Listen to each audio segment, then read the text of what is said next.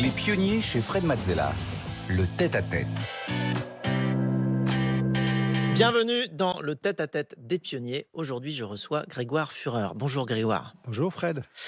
Alors, tu es un visionnaire de l'humour, non seulement parce que tu as fondé il y a plus de 30 ans le Montreux Comedy Festival, mais aussi parce que ton activité consiste en fait à aller te balader sur toute la planète pour rechercher, repérer, recruter les grands humoristes de demain, ce qui revient en quelque sorte à prévoir l'avenir par les tendances et par l'humour. Donc Anne Roumanoff, Laurent Gérard, Eric et Ramsey, Gad Elmaleh, Blanche Gardin, Éric Antoine, Jérémy Ferrari, Anthony Cavana, j'arrête là la liste, Paul Mirabel, tous sont passés sur tes planches et tu en as révélé quelques-uns, tu en as propulsé quelques-uns.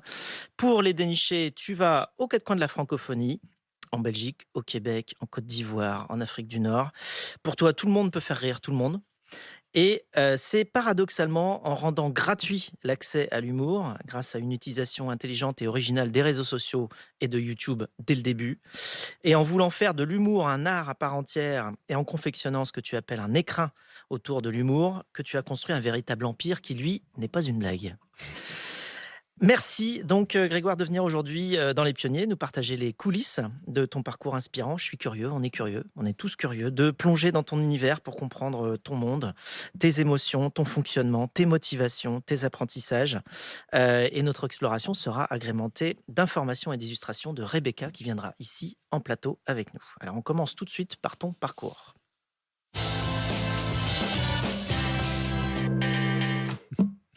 Tu es né en 68 à Genève, tu as grandi à Montreux, ville alors connue principalement pour son célèbre festival de jazz, avant que tu ne viennes tout chambouler avec ton festival d'humour. Alors quel type d'enfant tu étais? Plutôt blagueur?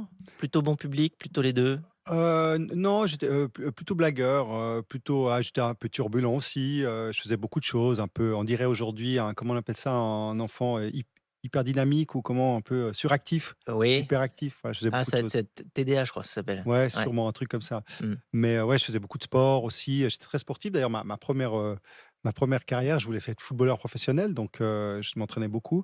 Donc oui, je faisais beaucoup de choses, voilà, très actif. Et footballeur professionnel, tu voulais parce que tu étais attiré par le foot ou parce que Ouais, tu alors avais mon commencé à jouer au mon foot et père ça te était un plaisait? passionné de foot et il a lui-même a été, pro et puis mais à une autre époque, hein, et puis moi c'est vrai que j'aimais bien ça, donc c'était chouette, j'ai beaucoup aimé cette, j'ai fait puis voilà, puis après j'étais dans les sélections, donc tu vois, c'était une petite vie sympa, mais j'ai toujours regardé sportif, parce que pour moi c'est important, c'est une hygiène de vie, mais c'est vrai que ça m'a aussi aidé à démarrer le premier festival parce que comme j'étais très intégré dans un écosystème un peu people, local, très local, hein, à Du Montreux, foot? du foot, avec Ouais. des sponsors, voilà, tout qui m'ont un peu aidé au départ, ouais. Ça m'a permis de démarrer mon histoire, ouais. Alors justement, cette histoire, son démarrage, eh bien, c'est Rebecca qui va nous la raconter. Alors, il paraît que tout a commencé par une histoire de potes. Brillant élève de HEC Lausanne, vous vous investissez autant dans les études que dans la vie du BDE. Qu'il s'agisse de soirées, de sorties sportives, d'événements, vous en êtes à l'initiative. Vous êtes alors sportif d'élite, mais une blessure vous empêche de poursuivre votre carrière pleinement. Et un jour, vous vous mettez en tête d'aider vos copains drôles, considérant que l'humour est un art majeur qui mérite un écrin, un grand festival.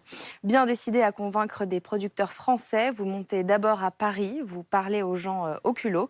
Et c'est comme cela que vous approchez Olivier Lejeune, devenu incontournable producteur, et que vous intégrez par votre audace, qui a accepté de venir à Montreux. Vous vous rendez d'abord au Festival de Montréal juste pour rire, et ce sera le choc. Vous appréhendez cette machine qui allie programmation ultra riche et partenariat télévisé. Vous passez ensuite des années à parcourir les scènes à la recherche de jeunes humoristes prometteurs tout en restant proche des artistes confirmés. Et vous réussissez là, à force d'insistance et prenant que content is king, que le contenu est roi, à obtenir le go de Gilles Marchand, le grand patron de RTS, la chaîne suisse, et devenir ainsi un pionnier de la captation de l'humour. Oh, je peux réagir? Ah, tu peux. Bon, déjà, j'étais pas brillant en HEC, hein, parce que j'ai pas terminé, mais j'étais, j'étais effectivement avec mes potes en HEC. Non, mais c'est vrai que, j'avais des copains qui voulaient faire du stand-up et qui voulaient faire de l'humour. Et à l'époque, c'était très marrant parce qu'aujourd'hui, on a des comédie clubs dans toutes les villes. À l'époque, en Suisse, mais même en France, il n'y avait pas de comédie club. Donc, il y avait des théâtres ou des cafés-théâtres et il fallait monter un spectacle, obtenir l'accord du programmateur.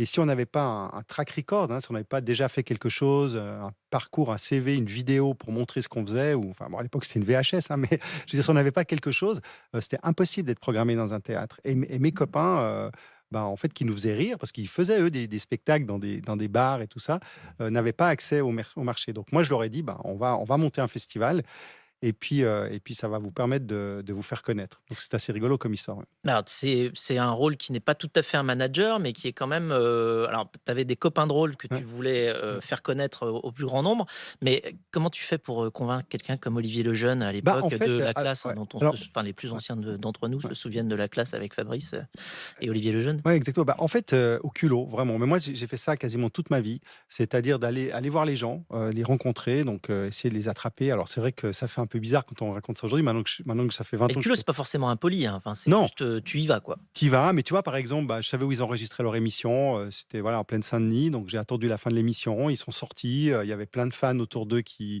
leur faire signer des autographes. Moi, je suis allé et je lui ai dit, j'ai un festival et j'aimerais vous en parler. Et donc, j'ai capté le regard. Et puis Olivier m'a dit, ah bah écoute, viens me voir à mon bureau demain. Et puis voilà l'adresse. Et puis j'y suis allé. Et alors pendant 20 ans, tu fais grandir, ce festival. Tu es parti même, je crois avec, 1 500 francs suisses, en Ouais, poche, ouais. au tout départ. Mes Heureusement que éco- c'était des francs suisses et pas des francs français, hein, tu déjà vois, tu as pris un petit peu tu vois, d'avance. c'était mes économies du foot. Donc, tu vois, j'étais soit un mauvais footballeur, soit ça payait moins bien à l'époque qu'aujourd'hui. Mais oui, j'avais quelques économies Et tu as et tout j'avais investi. financé, J'ai tout acheté un seul? fax. J'ai acheté un fax. D'accord, bah, déjà tu avais grévé un peu le budget là Je pour, sais pas si les plus jeunes savent c'est quoi un fax, mais j'avais acheté un fax pour pouvoir échanger déjà avec l'international. et donc pendant 20 Ouais. ans, tu fais grandir ce festival, mais en 2009, tu as un peu l'impression de tourner en rond. Ouais. Tu te dis que tu as atteint un palier, alors comment tu débloques la situation? Tu vois, pourquoi je tournais en rond? Parce que déjà, ça faisait 20 ans que je faisais la même chose. En humour, à l'époque, tu vois, ça se renouvelait pas aussi vite que ça, qu'aujourd'hui. Tu avais un peu toujours les mêmes artistes qui revenaient, tu vois, c'était toujours un peu les mêmes têtes d'affiche. Et puis, moi, j'ai toujours, comme disait ta collègue tout à l'heure, j'ai toujours voulu mettre le contenu en avant. Donc, j'ai toujours eu un rapport avec la télévision, qui était le média de prédilection de l'humour. Donc, souvent, les chaînes de télévision me disaient: «Ah, encore les mêmes. Ah, est-ce que tu peux pas te renouveler?» Puis je disais: «Ouais, mais enfin, c'est compliqué de se renouveler quand on a une dizaine de têtes d'affiche et puis chaque année, c'est un peu les mêmes». Donc, je me rendais compte que les chaînes trouvaient notre produit un peu moins sexy et puis que moi, je voyais pousser une nouvelle génération d'humoristes que j'aimais beaucoup. Alors, il y a 15 ans, c'était Jérémy Ferrari, Éric Antoine, tu vas parler de Blanche Gardin tout à l'heure. Des gens comme ça que j'arrivais pas à mettre en télévision dans les chaînes classiques parce qu'on me disait oui, mais c'est pas connu, ou Ouais, ou c'est c'est trop trop cru vulgaire, ou ou c'est trop cru, etc., etc. Alors que moi, je trouvais absolument pas vulgaire ni cru, je trouvais ça juste génial. Et donc, je me disais, ouais, j'arrive dans une espèce de. Je voyais que mon public dans la salle était jeune, que le public en télévision était plus âgé, et je me disais, il y a une espèce de grand écart que je vais avoir de la peine à combler. Et donc, je me suis dit, la meilleure chose à faire, c'est de prendre une année, entre guillemets, sabbatique. Que je dis sabbatique vraiment de manière un peu imagée, mais de me dire, plutôt que de retourner à Avignon, festival de Mmh. théâtre, à Montréal, retrouver les mêmes personnes, les mêmes producteurs, à parler des mêmes problèmes, je vais plutôt aller voir des festivals tech ou des festivals d'innovation. Mmh. Donc, Donc tu voilà, sors de complet, ta zone de confort et complet. là tu vas voir autre chose Je vois autre chose. Donc, j'étais et voir tu TED, découvres. j'étais voir les conférences TED, Ouais. par exemple. Mais ce qui a vraiment changé ma vie, c'était, j'avais à l'époque un ami qui travaillait avec moi, mais qui s'occupait de la chaîne YouTube du festival, qui démarrait, et qui me dit: «Mais toi, tu es suisse, il y a un événement incroyable à Genève qui s'appelle Lift, qui a été organisé par un gars génial qui s'appelle Laurent Haug.» Et il me dit: «Mais t'es suisse, va là-bas, c'est vraiment la Mecque de la tech, c'est le festival des idées, il y a plein de gens incroyables.» Donc moi, je regarde sur internet et je vois que leur prochaine session était en Corée du Sud. Donc je me dis, c'était quelques mois plus tard, donc je me dis: ça va me faire du bien d'aller à l'autre bout du monde, ça va me changer la tête.» Et donc je suis parti en Corée du Sud et je suis arrivé, sur cette conférence où effectivement j'ai rencontré les gens qui montaient YouTube, en fait, qui étaient derrière YouTube. Alors ça existait déjà YouTube, mais c'était, voilà, moi j'en avais jamais entendu parler, et j'ai parlé avec eux et j'ai vu les démos, j'ai vu des choses qui m'ont complètement inspiré et je me suis dit: «OK, bah, c'est là qu'il faut aller, quoi, c'est là qu'il faut aller». Et donc là, tu décides de rendre, quelque part, disponible sur YouTube Mmh. tous les humoristes que Ouais, tu peux croiser, mais aussi de les rendre gratuits et ouais, là, c'est là qu'on te dit, «Tu es un peu fou parce que si ouais, tu fais tout gratuit, tu auras plus personne dans tes ouais, salles». ouais, ouais. Et alors qu'est-ce qui s'est passé? Bah, finalement, Bah, j'ai pas écouté. voilà, J'ai pas écouté. Donc j'ai dit: «Bah, on va le faire parce que on va le faire quand on va même. le faire quand même» et puis j'ai aussi eu à ce moment-là, la chance d'avoir, un service public en Suisse qui était le gros sponsor du festival, qui achetait les droits du festival. Vous avez cité, Gilles Marchand, donc Mmh. lui était le patron de la télévision suisse romande et je lui ai dit: «Gilles», RTS, ouais. la RTS, oui et je lui ai dit: «Gilles, moi je rentre de Corée, voilà, j'ai vu que je pense que les chaînes YouTube, enfin, on l'appelait même pas les chaînes YouTube, mais je disais, les chaînes digitales, il y avait Dailymotion aussi, c'était la fin de MySpace». Comme ça, j'ai dit: «Il faut qu'on partage les droits. Donc moi, j'ai besoin que tu m'autorises à ce que je te donne en télévision pour ton public, je puisse le mettre aussi sur les réseaux sociaux». Parce qu'à l'époque, c'était pas évident, ils achetaient les droits, tout réseau confondu. Et ça a été un pari, gagnant parce que quelques années plus tard, alors ça a mis du temps, hein, parce que on est en 2008. Moi, je pense que ma chaîne YouTube a vraiment décollé en 2014, donc 5-6 ans après quand même. Mais c'est vrai que les artistes me disaient: «Ah, c'est dingue, j'étais, à Montpellier», je prends un exemple, ou à Bordeaux et le public me disait: «Je vous ai découvert sur la chaîne de Montreux Comédie». Et donc les artistes me disaient: «C'est pas le passage en télévision sur France 4 ou Ouais. France 2 qui m'a amené du monde dans la salle, c'est le passage de Montreux sur YouTube». Et même eux, certains artistes savaient même pas identifier que je les avais mis sur YouTube, en fait. Ils me disaient: «Ah, je savais même pas que j'étais sur YouTube». Et du coup, bah, j'ai senti que là, j'avais gagné mon pari d'entrepreneur, en fait. Et alors Paris encore plus gagnant parce qu'après est arrivée la pandémie. Mmh. Et donc le fait que toi, tu sois déjà prêt quelque part Ouais, à savoir diffuser, ton contenu sur internet a ouais, fait que, tu as pu, ouais. accélérer. Comment ça s'est passé? Alors il y a beaucoup pour les arts et la culture, ça a été quand même une période extrêmement difficile, mais toi, tu es passé au travers. Ouais, on a fait une année difficile parce que toute la partie live de notre business a été fermée, donc Oui. ça a été très compliqué. Mais c'est vrai que tout d'un coup, bah, je voyais, des gens qui disaient: «Ah, il faudrait qu'on mette des trucs sur YouTube». Et moi, nous, on était déjà, donc on a évidemment ce qu'on a fait, c'est on avait plein d'anciens galas ou d'anciens spectacles, dont on avait les droits et on s'est dit: «Ben, tiens, on va les mettre sur la plateforme pour que les gens puissent avoir des spectacles entiers et non pas des extraits, sur YouTube». Donc ça a très bien marché. Et puis ce qui a aussi été fou, c'est que tout d'un coup, ben, plein de gens avec qui on n'avait pas le temps de parler à l'autre bout du monde, bah, notamment en Afrique, beaucoup de gens avec qui: «Ah, bah, ça serait bien qu'on se voit une fois». Enfin, tu vois, comme c'était avant la pandémie, puis on n'arrivait jamais à se voir. Moi, j'avais jamais le temps d'aller en Afrique, j'avais jamais le temps de venir en Europe, puis c'était une espèce de: «Ça serait bien qu'on se voit». On se voyait pas. Bah, là, du jour au lendemain, on s'appelait, on zoomait Vous êtes plus en visio, ouais. et on commençait à monter des choses. Donc c'est vrai que ça a permis d'accélérer énormément nos Alors affaires. accéléré entre avant et après, la pandémie, enfin Bah, entre avant la ouais. pandémie et aujourd'hui, Bah, tu chiffres globalement comment? globalement, si je voilà, on fait à peu près 3 f enfin, chiffre d'affaires à peu près fois 3 quoi, par rapport à C'est 2019. On a incroyable comme fait fois 3. accélération en très peu de temps, quoi, Ouais, non, non, grâce au c'est digital. incroyable. Alors, voilà, tout n'est pas voilà, il faut structurer maintenant parce que c'est vrai que c'était une croissance très rapide, un peu violente aussi. Mmh. Enfin, vous avez vous avez l'habitude. On a connu Mais ça chez moi, dans la chez dans dans Blablacar, ouais. dans nos métiers, c'est moins, on a moins l'habitude quand même. Donc il faut structurer un peu tout ça. Alors, tu es aujourd'hui à la tête d'un groupe qui s'appelle Joke Nation. Ouais. Qu'est-ce que c'est Joke Nation? Bah, en fait, c'est Joke Nation, ça reprend un peu cette vision dont on parlait au début, la nation du joke, la nation du gag. En fait, voilà, on est unifié par l'humour et c'est une marque qu'on a créée et qui aujourd'hui est un peu la marque du groupe, en fait. Même si, voilà, on l'a encore pas vraiment lancée à l'échelle mondiale, mais Donc, c'est des mais spectacles à Montreux, à Cannes, à Lille, à Abidjan, à Montréal, à c'est Johannesburg. un circuit. En fait, nous, aujourd'hui, on gère 6 festivals ou événements dans le monde. Mmh. On gère Lille, Montréal, la Belgique, la Suisse. Voilà, on a parlé avant de l'Afrique du Nord. On est en Tunisie, en Algérie, à Abidjan, au Congo et en Afrique du Sud. Et en fait, finalement, c'est le dénominateur commun de tout ça, Joke Nation. Moi, je suis convaincu qu'il y a la possibilité de créer un géant de l'humour Et ça n'a pas été fait encore. Et je crois que si ça n'a pas été fait, c'est parce qu'il y a 2 choses essentielles dans nos métiers. C'est de garder l'artisanat parce que, dans l'humour, tu peux pas créer un humoriste. Autant je pense que tu peux créer, je suis pas dans la musique, mais je pense que dans un bon studio peut être capable de créer un tube, ou en tout cas créer une chanson. Moi, je pense que je sais pas chanter, si quelqu'un travaille bien, sur le mixage, il arrivera plus ou moins à me sortir quelque chose. Ouais, il y a forcément quelqu'un de très bon sur la chaîne, mais c'est Ouais, pas forcément celui du départ. Ça peut être tous ceux qui font la voilà. musique après, mais Je connais pas la musique, donc peut-être des gens vont me dire que j'y connais rien, mais j'ai le sentiment que c'est plus facile de construire. D'ailleurs, on le voit aussi quand les gens reprennent des tubes des anciens. C'est marrant parce que c'est une interprétation différente et puis on est content parce que la musique est cool, et cetera. L'humour, c'est tellement personnel que, tu peux pas, prendre le texte de Paul Mirabel et le donner à Blanche Gardin, ça va pas marcher. mmh, Par contre, ce qui est possible, c'est de scaler, et d'industrialiser un certain nombre de process, le marketing, la ouais, production, tout ça, et c'est ça Joke Nation. faire connaître, faire C'est ça grandir, ouais. Joke Nation, c'est Mmh. faire grandir en utilisant des moyens de scaling, mais en respectant, la particularité et l'ADN des individus, des régions, des villes, des pays, des continents.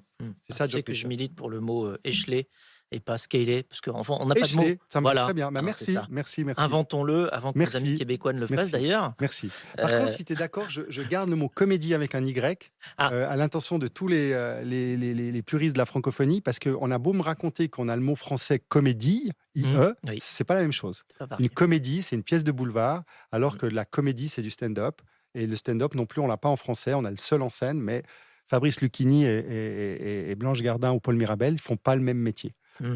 Tout à fait. Pardon pour ce petit cours sur le comédie. Alors, on a fait le tour d'un bout de ton parcours. On va maintenant passer à tes passions. Ah, chouette. Ton monde, tes passions, ta grande passion à toi, c'est l'humour et l'humour partout. Rebecca. Et parmi vos productions, l'Hilarious à Lille, un festival de show concept, créer des spectacles et expériences qu'on ne peut pas voir ailleurs. Un moment de rencontre, d'énergie pour se différencier des autres et pour réunir parfois jusqu'à 10 000 personnes. Et en tant que pionnier du rire que vous êtes, vous avez présenté en 2022, lors de la première édition de ce festival de l'humour, une première mondiale, une innovation, la réalité mixte, le premier spectacle humoristique holographique du monde présenté à Tourcoing. Le duo humoristique composé de Cécile Giraud et Yann Stotz s'est prêté au jeu de la réalité mixte. L'un est sur scène pendant que l'autre est matérialisé en direct alors qu'elle était à Paris. Muni d'un casque de réalité virtuelle et grâce à quelques caméras et écrans installés dans la salle, Yann Stotz a pu interagir en toute tranquillité avec son binôme. Une petite révolution qui permettrait de créer un festival de l'humour, pourquoi pas à l'international. Oui. Alors, J'ai pas de passion dans la vie, en fait, finalement. Quand je vous entends, je travaille et ma passion, c'est le travail, c'est la même chose. ah ben, c'est Mais justement ce qui ça est un aussi peu vrai. Ce qui qui est un te peu vrai. rend exceptionnellement efficace, je pense, parce que quand Mais on c'est est vrai. motivé, Ouais. on déploie une énergie Mmh. bien plus grande. Et alors justement, puisque tu as déployé l'Hilarious Mmh. à Lille, Mmh. on a une question et même deux pour toi de la part de quelqu'un que tu connais bien, qui s'appelle Xavier Bertrand, le président des Oh là Hauts-de-France. là. Alors Grégoire, cette interview, ça se passe comment? Bon, j'ai une question à te poser. On est en 2024, en 2030, comment tu imagines l'Hilarious dans les Hauts-de-France? Dis-moi. Puis je sais pas si j'ai droit à une deuxième question, mais s'il y en a une deuxième, il y en a une qui me brûle les lèvres. Comment quelqu'un d'aussi sérieux que toi peut faire d'aussi belles choses dans le domaine de l'humour? Dis-moi tout. Alors, Ah ouais, belle question. ouais, Bah, deux belles questions.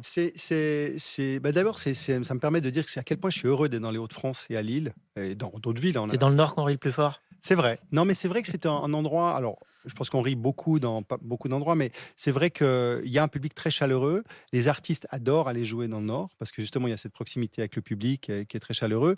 Et c'est une terre d'entrepreneurs aussi, ce qui me plaît beaucoup. Ce que j'ai découvert en y allant depuis 3 ans maintenant, il y a vraiment tout un écosystème qui soutient et qui a une vision pour cette région.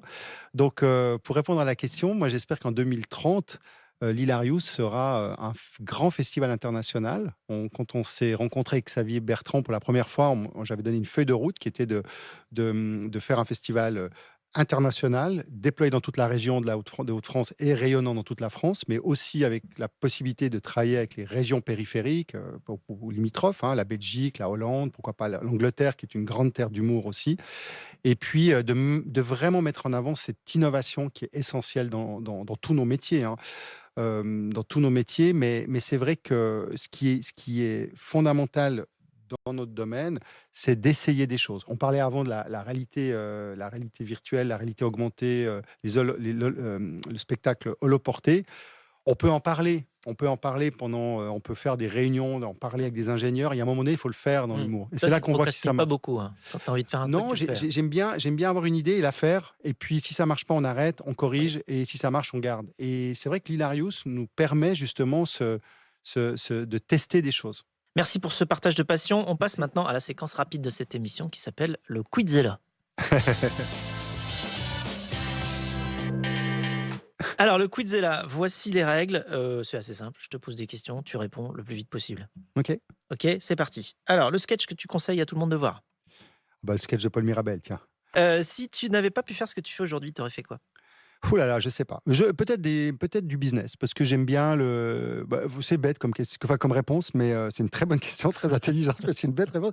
Non, Non, autrement, c'était parti pour être j'aurais pas Greg. été humoriste. En fait, j'aurais jamais pu monter sur scène parce que c'est trop dur et je trouve que les artistes sont incroyables de pouvoir le faire. J'aime bien monter des projets. J'adore monter des projets. Je trouve que c'est très excitant d'avoir une idée et de la transformer et de la voir X mois plus tard réalisée. Donc peut-être j'aurais fait du business, tout simplement. Bon, ton plus grand rêve aujourd'hui? Vivre jusqu'à 140 ans. 140 ans, je note. Hein. Ouais. On refera Il une paraît autre... que c'est possible. J'ai Non, croisé mais on l'autre jour. fera une autre émission. J'ai croisé quelques l'autre jour années. dans un hôtel une personne qui m'assurait qu'aujourd'hui, biologiquement, on pouvait vivre jusqu'entre 120 et 140 ans. D'accord. Alors, J'ai pris la version haute. qu'est-ce que l'esprit pionnier pour toi? L'esprit pionnier, c'est vraiment pour moi, c'est de partir. Je l'ai dit déjà une fois, c'est de partir à l'aventure sans savoir où on va. J'aurais adoré être. Si j'avais vécu au 15e siècle, j'aurais adoré partir sur un bateau et sans savoir où j'arrive. Et pour finir, si les 8 milliards d'êtres humains nous regardaient aujourd'hui dans Les Pionniers, quelle serait la plus belle phrase que tu leur adresserais? Amusez-vous, rigolez, prenez les choses avec légèreté et rien n'est grave en fait. Alors, on va se quitter sur cette chanson que tu as sélectionnée. Ouais.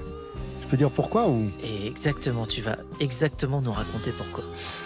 Alors, pour plein de choses. D'abord, parce que Freddie a vécu à Montreux. Freddie Mercury. Freddie hein, Mercury, pardon. Oui, Freddie pour les excuse-moi, intimes, mais voilà, bon. Freddie, Freddie Mercury de Queen. Donc. voilà, lui, il savait pas qui j'étais, mais moi, je savais qui il était. Et je l'ai vu très souvent sur les quais à Montreux. Et c'était incroyable d'avoir cette personne mythique qui vivait dans la même ville que moi.